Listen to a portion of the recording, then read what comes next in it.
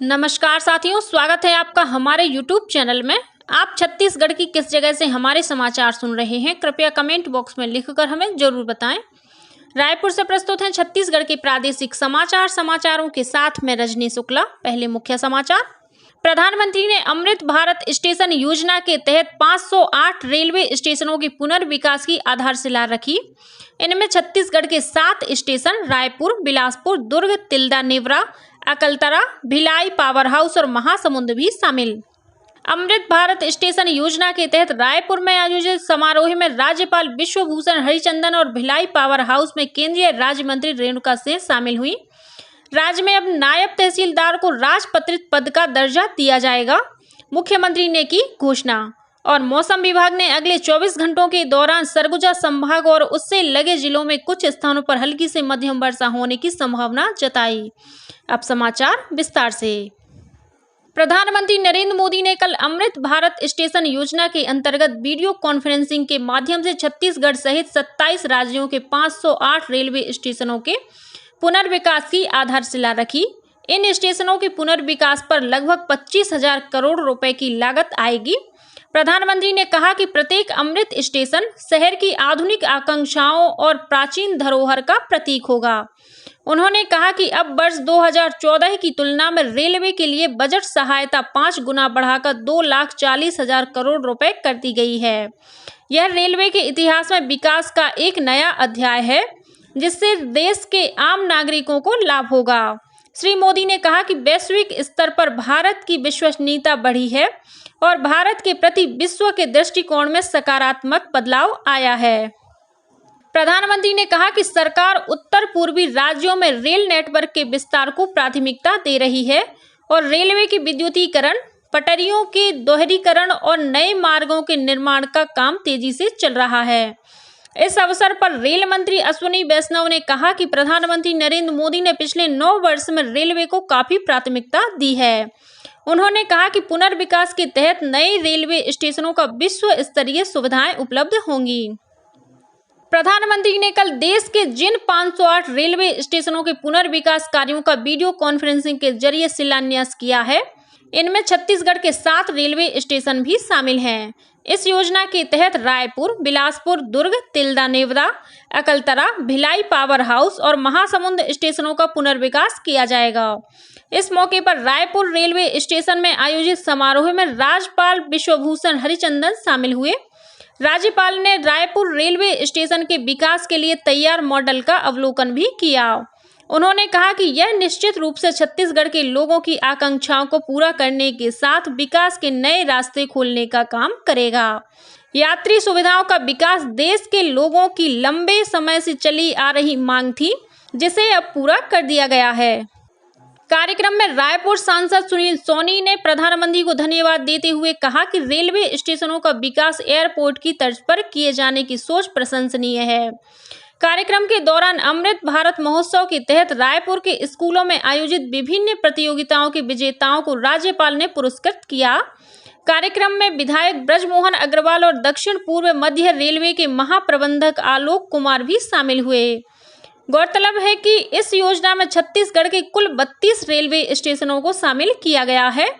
इन स्टेशनों के पुनर्विकास में 1,660 करोड़ रुपए का निवेश किया जाएगा। योजना के तहत चुने हुए रेलवे स्टेशनों पर wide concourse, foot over bridge, lift, escalator, waiting room, वाणिज्यिक क्षेत्र और रिटेल काउंटर आदि जैसी आधुनिक सुविधाएं उपलब्ध कराई जाएंगी। साथ ही अन्य छोटे स्टेशनों पर भी यात्री सुविधाएं बढ़ाई जाएंगी। वहीं केंद्रीय राज्य मंत्री Renuka Singh Bhilai power house railway station में आयोजित कार्यक्रम में शामिल हुई। इस स्टेशन का पुनर्विकास 26 करोड़ रुपए की लागत से किया जाएगा। इस मौके पर श्रीमती सिंह ने कहा कि अंबिकापुर से बरवाडीह तक 188 किलोमीटर की नई रेल लाइन का प्रस्ताव मंत्रालय को भेजा जा चुका है। इसके अलावा अंबिकापुर रेलवे लाइन के माध्यम से अब सीधे दिल्ली से जुड़ चुका है। इसी प्रकार अंबिकापुर से गढ़वा, रांची होते हुए कोलकाता तक सीधे पहुंचा जा सकता है। इसके लिए भी योजना तैयार कर ली गई है। कार्यक्रम में रायपुर मंडल के AGMR विजय कुमार साहू ने दक्षिण पूर्व मध्य रेलवे में होने वाले 9 स्टेशनों के विकास के संबंध में जानकारी दी। बिलासपुर रेलवे स्टेशन में आयोजित कार्यक्रम में सांसद अरुण साव, नेता प्रतिपक्ष नारायण चंदेल, विधायक धर्मलाल कौशिक और शैलेश पांडे शामिल हुए। वहीं दुर्ग में विजय बघेल, महासमुंद में चुन्नीलाल साहू, अकलतरा में सांसद गुहाराम अजगले और विधायक सौरभ सिंह मौजूद थे। इस मौके पर श्री साव ने कहा कि आज का दिन छत्तीसगढ़ के लिए ऐतिहासिक है। उन्होंने योजना के लिए प्रधानमंत्री नरेंद्र मोदी और रेल मंत्री अश्विनी वैष्णव का आभार व्यक्त किया। राज्य में अब नायब तहसीलदार को राजपत्रित पद का दर्जा दिया जाएगा। मुख्यमंत्री भूपेश बघेल ने कल रायपुर में कनिष्ठ प्रशासनिक सेवा संघ के प्रांतीय सम्मेलन में यह घोषणा की। सम्मेलन में संघ की प्रमोशन संबंधी मांग पर मुख्यमंत्री ने उन्हें विश्वास दिलाया है कि अधिकारियों का समय पर प्रमोशन जरूर होगा। हाईकोर्ट न्यायाधीश गौतम भादुड़ी और राज्य विधिक सेवा प्राधिकरण बिलासपुर के कार्यवाहक अध्यक्ष ने कार्यस्थल पर महिलाओं के यौन उत्पीड़न की घटनाओं की रोकथाम के लिए सभी जिला विधिक सेवा प्राधिकरणों को आवश्यक निर्देश जारी किए हैं। राज्य विधिक सेवा प्राधिकरण के सदस्य सचिव आनंद प्रकाश बारियाल ने बताया कि प्राधिकरण द्वारा सभी जिला न्यायाधीशों और जिला विधिक सेवा प्राधिकरणों को जिला और तहसील स्तर पर कार्यशाला तथा जागरूकता कार्यक्रम आयोजित करने को कहा गया है। इससे कार्यस्थल पर यौन उत्पीड़न की घटनाओं को रोका जा सकेगा और महिला कर्मचारी बिना किसी डर के सम्मानपूर्वक अपना कार्य कर सकेंगी। जिला खनिज निधि में गड़बड़ी को लेकर प्रवर्तन निदेशालय ईडी ने ECIR दर्ज कर लिया है। ईडी की ओर से एक पत्र भी खनिज विभाग को लिखा गया था, जिसमें DMF से जुड़ी जानकारियां 7 बिंदुओं में मांगी गई थीं। वहीं ईडी की ओर से विशेष लोक अभियोजक डॉक्टर सौरभ कुमार पांडे ने विशेष न्यायाधीश अजय सिंह राजपूत को आवेदन दिया है, जिसमें जेल में बंद निलंबित IAS अधिकारी रानू साहू से पूछताछ करने की अनुमति देने की बात कही गई है। ईडी के इस आवेदन पर बचाव पक्ष की ओर से अधिवक्ता फैजल रिजवी ने आपत्ति की है। कोर्ट अब इस मामले में 11 अगस्त को सुनवाई करेगा। राज्य सरकार नवा रायपुर में world class centre of excellence की स्थापना के लिए ICAI को 5 एकड़ जमीन देगी। मुख्यमंत्री भूपेश बघेल ने कल रायपुर में the institute of chartered accountant of India के 2 दिवसीय राष्ट्रीय अधिवेशन को संबोधित करते हुए यह घोषणा की। इस अवसर पर श्री बघेल ने कहा कि व्यापार और व्यवसाय को प्रोत्साहित करने के लिए नवा रायपुर में 1000 एकड़ में एशिया के सबसे बड़े होलसेल मार्केट की स्थापना की जाएगी।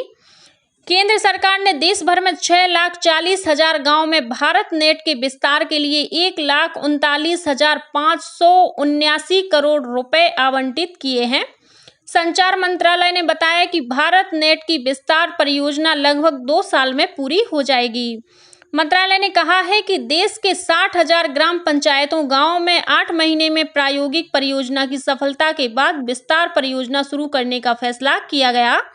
संचार मंत्रालय ने बताया कि भारत नेट प्रायोगिक परियोजना के तहत 1,94,000 गांवों में पहुंच गया है और अब तक 5,67,000 घरों में भारत नेट कनेक्शन सक्रिय हो गया है। मंत्रालय ने यह भी बताया कि विस्तार कार्यक्रम से लगभग 2,50,000 रोजगार भी उपलब्ध होंगे। छत्तीसगढ़ उच्च न्यायालय के मुख्य न्यायाधीश न्यायमूर्ति रमेश सिन्हा ने कल रायपुर केंद्रीय जेल का आकस्मिक निरीक्षण किया। इस दौरान उन्होंने वहां मौजूद व्यवस्थाओं और सुविधाओं का जायजा लिया। इससे पहले मुख्य न्यायाधीश ने मुख्यमंत्री भूपेश बघेल से मुलाकात की। इस दौरान शासन स्तर पर लंबित छत्तीसगढ़ उच्च न्यायालय और अधीनस्थ न्यायालयों के विभिन्न विषयों पर औपचारिक चर्चा हुई। प्रदेश में प्रस्तावित विधानसभा चुनाव को लेकर राजनांदगांव जिले में प्रशासनिक तैयारियां जारी हैं। प्रशासन द्वारा लगातार मतदाता जागरूकता कार्यक्रम चलाए जा रहे हैं। इसी कड़ी में आगामी 11 अगस्त को डोंगरगढ़, 18 को राजनांदगांव और 25 अगस्त को छुरिया में मतदाता जागरूकता के लिए विशेष कार्यक्रम आयोजित किए जाएंगे। सीमा पर तैनात भारतीय सेना के जवानों की कलाइयों पर इस बार रक्षाबंधन के मौके पर राजनांदगांव के स्कूली बच्चों द्वारा बनाई गई रंग बिरंगी राखियां सजेगी। गायत्री विद्यापीठ के बच्चों ने भूतपूर्व सैनिक कल्याण संगठन के आह्वान पर ये राखियां बनाई हैं। इन राखियों में बच्चों ने देश प्रेम की भावना के साथ ही प्यारा सा संदेश भी लिखा है। गौरतलब है कि इस बार देश के विभिन्न शहरों से सेना मुख्यालय में लगभग 11 लाख से अधिक राखियां देश के सैनिकों तक पहुंचाने का लक्ष्य है। कल 700 से अधिक युवाओं ने भारतीय जनता पार्टी की सदस्यता ली। इस मौके पर रायपुर के एकात्म परिसर स्थित पार्टी मुख्यालय में आयोजित कार्यक्रम में भाजपा प्रदेश अध्यक्ष अरुण साव ने इन युवाओं को पार्टी की सदस्यता दिलाई। इस मौके पर सांसद सुनील सोनी और विधायक ब्रजमोहन अग्रवाल भी मौजूद थे। और अब पेश है मौसम का हाल। प्रदेश में अगले 24 घंटों के दौरान कुछ स्थानों पर हल्की से मध्यम वर्षा होने या गरज चमक के साथ छींटे पड़ने की संभावना है। मौसम विभाग के अनुसार मुख्य रूप से सरगुजा संभाग और उससे लगे जिलों में बारिश हो सकती है। विभाग ने 1-2 स्थानों पर गरज चमक के साथ आकाशीय बिजली गिरने की चेतावनी भी दी है। और अब कुछ अन्य खबरें संक्षेप में। मुख्यमंत्री भूपेश बघेल ने विश्व विख्यात कवि, साहित्यकार, दार्शनिक गुरुदेव और भारत के राष्ट्रगान के रचयिता गुरुदेव रविंद्रनाथ टैगोर की पुण्यतिथि पर उन्हें नमन किया है। श्री बघेल ने कहा है कि गुरुदेव रविंद्रनाथ जी बहुमुखी प्रतिभा के धनी थे। उनके विश्व विख्यात महाकाव्य गीतांजलि के लिए उन्हें साहित्य के क्षेत्र में नोबेल पुरस्कार दिया गया। वे नोबेल पुरस्कार पाने वाले पहले एशियाई बने। उनकी लेखनी के व्यापक प्रभाव का ही परिणाम है कि उनकी रचनाएं भारत और बांग्लादेश का राष्ट्रगान बनी। बिलासपुर पुलिस के निजात कार्यक्रम के अंतर्गत यूनिसेफ और सीजी एग्रीकॉन के विशेषज्ञों द्वारा बिलासागुड़ी में 1 दिवसीय प्रशिक्षण कार्यक्रम का आयोजन किया गया। विशेषज्ञों ने आज के माहौल में बच्चों की बेहतर परवरिश और मानसिक स्वास्थ्य के लिए प्रशिक्षण की जरूरत पर बल दिया। और दुर्ग के रसमड़ा गांव में स्थित Raipur power and steel private limited company की भट्टी में बीती रात हुए विस्फोट की चपेट में आने से एक मजदूर की मौके पर ही मौत हो गई, वहीं 2 अन्य मजदूर घायल हो गए हैं। इसी के साथ छत्तीसगढ़ के समाचारों का ये बुलेटिन समाप्त हुआ। नमस्कार।